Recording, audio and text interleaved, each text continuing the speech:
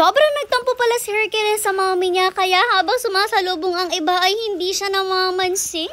Hello pack members! Welcome back to Husky Pack TV! For today's vlog, another ganap na naman ni Mother sa Mindoro, pero kalahati na lang ng vlog na to ang Mindoro dahil eto na nga po ang araw na pauwi na siya dito sa ating mansion. On the way na nga sila nito sa Pier ng Calapan, pero napadaan pa nga sila dito sa May Wilcon. Mahinanap nga lang sila, pero iba ang nakita ni Mother kasi nakita niya nga po itong higaan na pwedeng dalhin sa mga camping-camping, at alam niyo naman tayo madalas talaga tayong Kaya naman kahit wala talaga sa plano na bilhin ito ay for the go si Mother pagbili. Pero kaya lang yan, hindi naman yan masasayang dahil magagamit nga natin yan madalas sa mga camping natin. Bago nga bayaran, syempre pinagte-testing pa nga lahat yan dahil hindi lang isa at hindi lang dalawa ang binili ni Mother. Madami talaga siyang binili since maramihan talaga tayo kung Kasama na rin nga na iba nila mga pinamili. Nagpahatid na rin nga din sila papunta sa sasakyan dahil medyo madami talaga ang nabili nila. Kinarga na nga lang yan dyan sa sasakyan, pinagsiksikan, at after noon, diretso uwi na rin naman ang other Mother gear. Alam niyo ba, thank you Lord na lang rin nga dahil hindi na mahaba yung pila. Bali yung pila nga na pinakita namin sa inyo sa last video natin ay wala na nga siya at lahat sila ay nakatawid na. Kaya naman hindi na rin talaga gaanong nagtagal dito sa pier si Mother, hindi na sila gaanong pumila. Very light lang talaga, konting hintay lang sa barko, at nung dumating na nga ang barko at ready na ay pinapasok na rin naman sila agad-agad. For the pwesto na nga lang din dito si McQueen, at syempre mahaba-haba na naman ang biyahe pauwi nga po ng Batangas. Dito rin naman mahaba ang waiting time dito sa barko dahil maya-maya pa ay umalis na rin ang barko. Malakas nga lang talaga ang alon dahil alam nyo naman may paparating na namang bagyo dito sa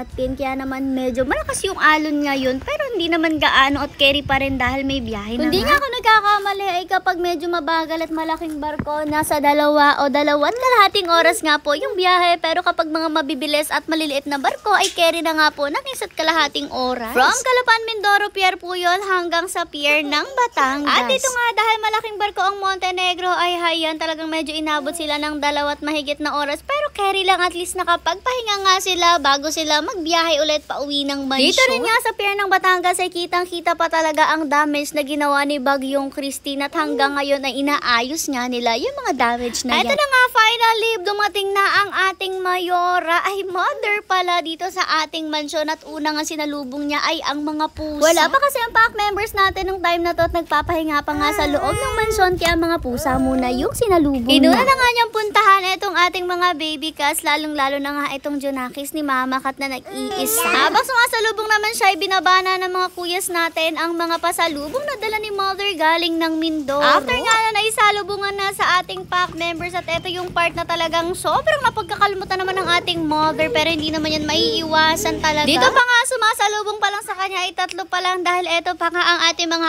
aspin, since sila nga ang batch 1 ng pack members natin na lumalabas. After nga siyang kalmus-kalmusin ang ating mga aspin, sa batch 2 naman tayo, which is ang ating mga male. Noong time na to, malungkot pa nga ang ating Hercules kasi hindi pa naman niya alam na nandyan na ang kanyang mommy dahil nakatago sa office ang kanilang mommy nung lumabas sila. Dahil nga kasi sa Bagyong Christine, medyo na-stress si Hercules dahil ilang araw nga na wala kuryente, tapos medyo stress pa nga siya dahil wala ang kanyang mommy. Ilang araw rin nga siya na hindi talaga nagkakakain, pero ngayon nga finally andito na ang mommy niya, pero hindi niya sinasalubong at nagtatampo pa nga siya. Habang sinashoktay kasi na ibang pack members natin na kanilang mommy, si Hercules nakatingin lang talaga at hindi nga malapit sa mommy niya kahit ilang beses pa siyang tawagan. Nagpasuyo pa talaga si Hercules bago pa siya tuluyang umakyat dyan at nagpalambing sa kanyang mommy at sumalubong. Sobrang problemado rin nga si Mother na ikwento namin sa kanya ang naganap kay Hercules habang wala siya, at sobrang pumayat rin nga daw si Hercules. Same lang rin naman ang nangyari dito sa ating mga female. Syempre, pinagkukulit-kulit nila ang kanilang mommy, pero sa mga females natin, wala naman talagang nagtampo at lahat talaga ay nagsisalubungan. Dito rin magkaintindihan si Mother kung sino ang una niyang kukuritin, papaluin dahil sa sobrang gigil niya dahil na-miss niya rin talaga ang ating pack members. Although mas napafocus talaga siya dito kay Snowy dahil napansin niya na nagshe-shed na nga ng malala si Snowy, pero actually majority sa ating mga females ay nagshe-shed na naman. Another shedding season na naman nga kasi para sa ating pack members, siguro nga ay dahil na rin sa papalit-palit na klima. Ngayon, dito na nga ang Mother Day. Papakita naman namin sa inyo ang mga nakakaloka na ganap habang wala siya dito sa mansion sa mga susunod natin na video.